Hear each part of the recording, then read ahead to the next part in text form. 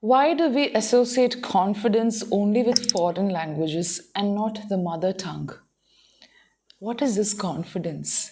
Is it only for language? Find out more through this video. Hello, everybody. Welcome to another video on this channel.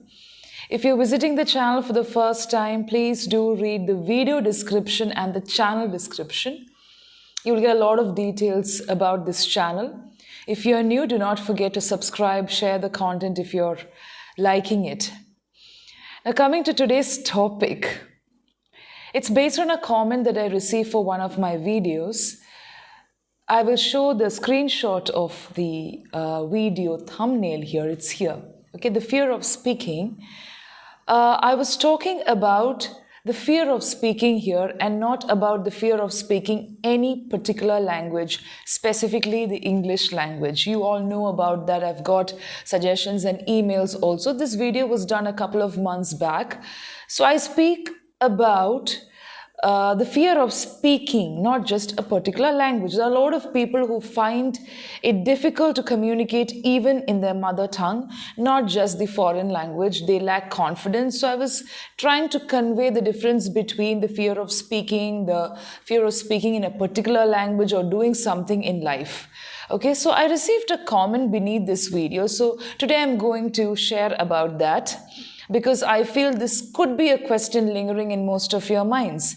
We always associate confidence with a particular language, especially the English language, because it is a global and universal language, and many of the trainers, mentors, and everybody ask you to have confidence while conversing in the English language. Let me tell you something. You need to have confidence even to live on this planet. See, it is not a very complicated idea. We always ask children to walk confidently from that end of the room to this end of the room. You need confidence for attending something, an interview. You need confidence for doing certain things in life and even to conduct yourself and carry yourself, right? So confidence is a skill, it's an asset, it's something that you develop gradually. When it comes to the mother tongue, we don't talk about confidence, but definitely we talk about confidence when it comes to speaking, and maybe you're not aware of it. Okay, it's not just the foreign language. We speak about confidence, we associate confidence with the foreign languages because it is a conscious effort sometimes. And when you put in too much of consciousness, what happens? Artificiality creeps in. We don't associate confidence with the mother tongue, with the language that you're familiar in. It's because you have been using it for a very long time.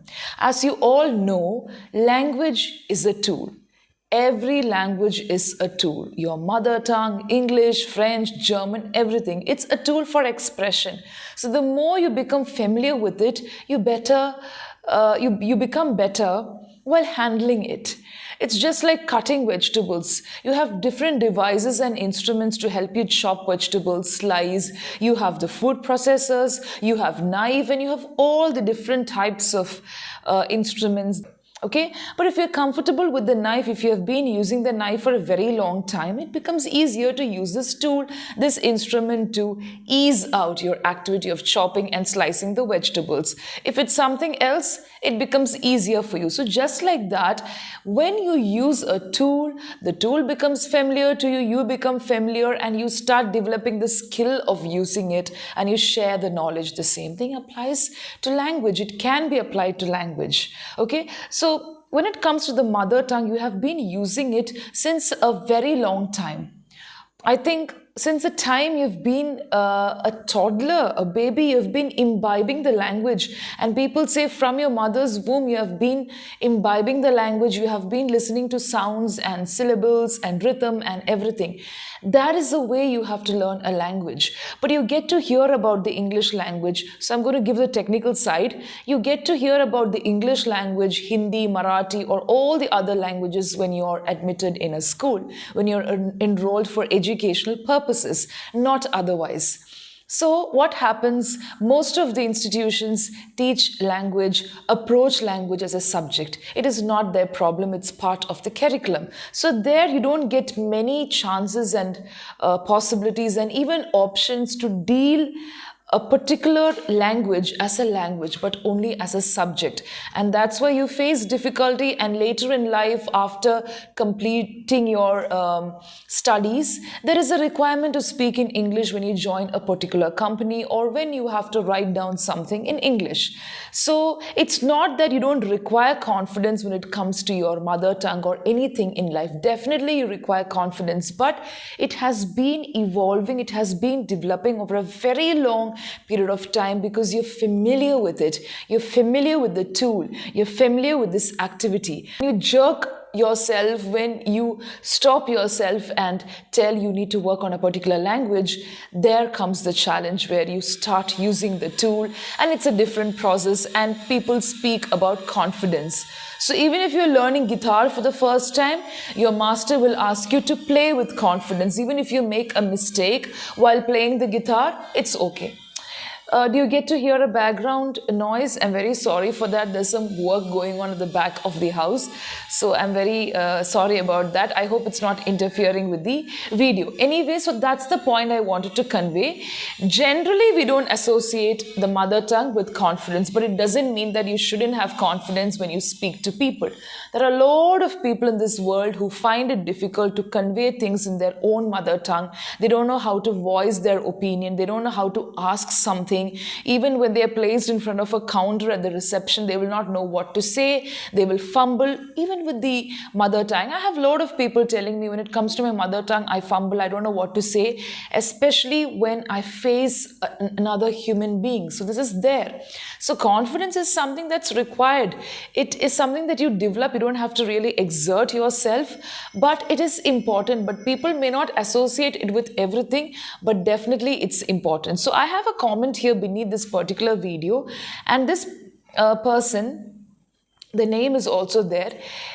He was trying to comment in Hindi. It's typed in English script. You can see it on the screen. He was trying to say that generally we associate language, especially English, with confidence, but not with our mother tongue. Why is that so? But there was a kind of moderately arrogant statement also saying that don't try to make every language a satellite. And this is the problem. This is why people find it difficult. So such kind of idea was given there. So don't try to make every language satellite. What's a satellite? Something that is artificially installed for a particular purpose. And too many satellites definitely cause a problem. But we are not trying to artificially induce any language into anyone. If you're interested, you can learn. And learning any language using the tool, using the language as a tool, is definitely a skill. It is a skill, whether it's your mother tongue or your foreign tongue or whatever you want to learn in life. So first you need to understand that the video was created for people who are finding it difficult to speak, not only English. So I've mentioned about English also, but generally it is a fear of speaking. So I thought of clarifying this because generally we associate confidence and the English language. Confidence in something that you learn for the first time. But just try this out. Why don't you consistently practice on working on this particular language? If it's English, English. If it's German, German. Why don't you consistently try it out, and you will notice that you've already developed the confidence. I have a lot of platforms operating. Like I've seen a lot of platforms wherein people join the platform and the first thing that they develop is confidence before developing the grammatical structure, the sentence formation of the language on a holistic platform. So it's more of confidence that comes first gradually. So you've been using it for some time, it comes gradually. I hope you get the point. And it's very important to clarify such statements because beginners are watching these videos and many of you write to me. I'm really indebted to you. I'm so happy about that. So if you're listening or if you're reading the comments, it's human nature to read the comments. I've given the answer also. And the subtle thing is I had given the answer in Hindi script. Okay, of course, I know to read and write in Hindi and even to speak. So when I gave the answer in the Hindi script, he was not able to read it and even understand. He thought it's decoding. Actually, I typed out the answer conveying the same point, and he was not able to understand. That's okay. That's absolutely okay. But this particular point should be clarified, especially for the beginners. If you're beginning to learn a language, this is the first thing that you should write down and understand, at least understand. I hope this point is clear, and thank you so much for listening to me. Always stay positive.